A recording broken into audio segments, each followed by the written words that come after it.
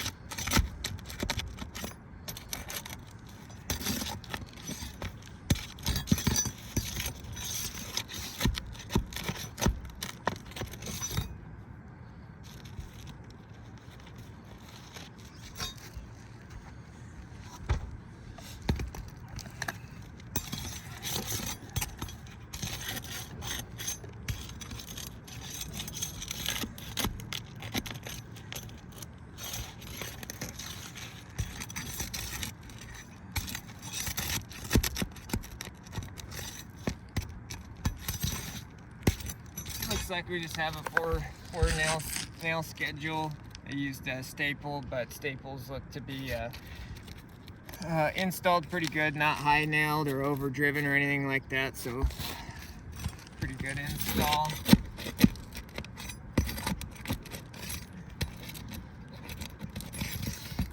We have some tearing and stuff happening when removing staples. Sometimes can be difficult on an older roof.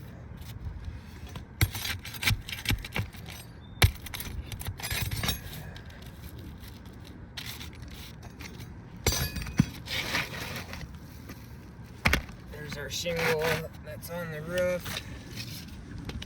Height, it's going to be 12 inches. Width, 36. And then the exposure there is 5 inches. that's a pretty important thing to note when it comes to these shingles that are available now. Like I said, that's a 39 3/8 inch shingle, the 5/8 inch exposure. As you can see, there's a pretty significant difference in it. Oftentimes we are told to cut them down, and I'm going to show you the issues with that here. So we cut it down.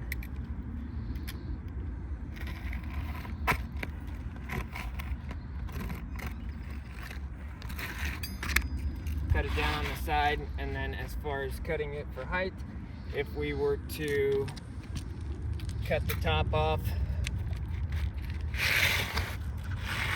you can see our exposures here on the existing shingle and clear up here. That's going to affect the adhesive. If I were to cut the bottom off, the adhesive on that underlying shingle is not going to be in the right place. The shingle that's on the roof, this is a Owens Corning shingle. We can't quite read this anymore, but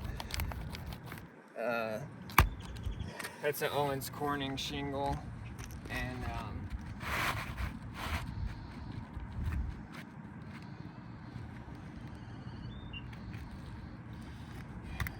the obvious difference in the actual tab, like a full tab on these shingles, is almost 13 inches.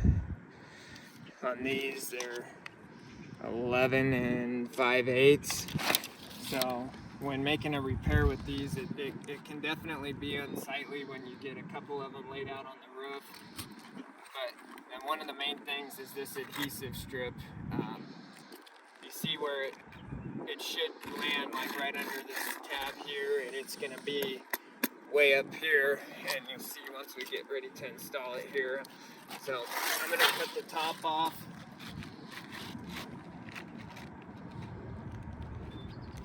Because the other issue with cutting the bottom of it is obviously making nice, clean, uniform cuts. Pretty difficult thing to do.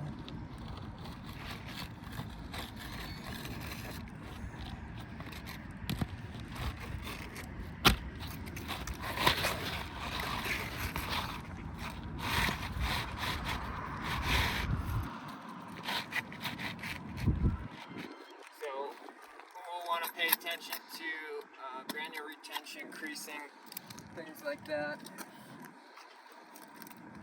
Get this guy nailed in,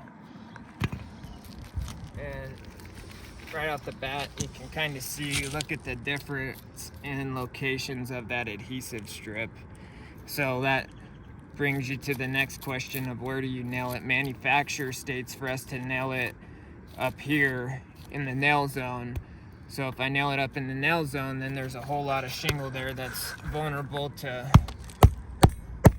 wind uplift.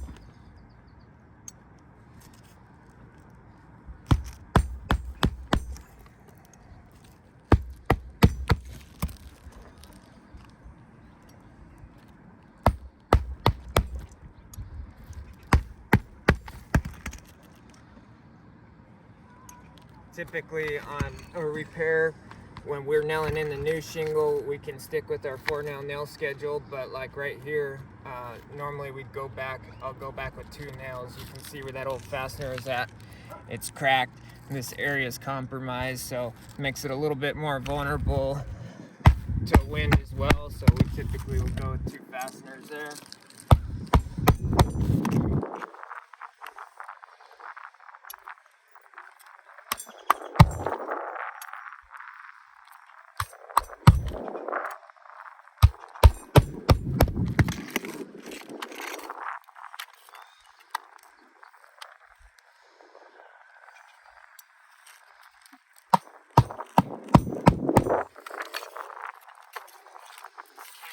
first look after putting that shingle in. Obviously, the color's off.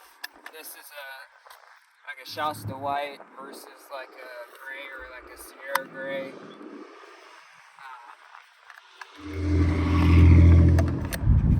If you see and you look in between these keyways here, you can see the adhesive strip on that new shingle. It's clear up there. So there's a good 2 inches nearly of shingle that's going to be vulnerable to wind uplift. If we look, we can already start to see some creasing. We take our chip brush and just wipe away those granules real quick. This will simulate nothing more than the next wind or rain would do.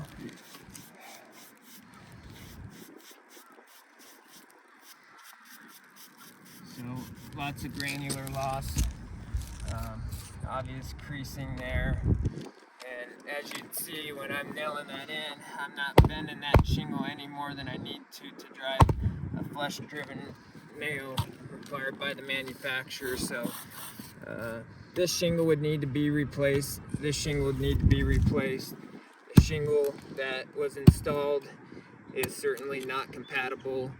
This is on the front of the house. It could definitely be unsightly and potentially diminish the property and value should the homeowners ever decide to sell. So we come back. I don't know if you got a good look at that there, Tim, but you can see the loss of granules. We come back here, same motion with our chip brush, and I'm probably brushing this harder, and granule retention's still good, so you can see a lot of the granules on here. So we're gonna say that this is not gonna work with that shingle. I have some other damage on the roof. I know he had only 12 on the front. I'm gonna go through, get some more photos for you guys. But if you got any questions, please let us know. Thank you.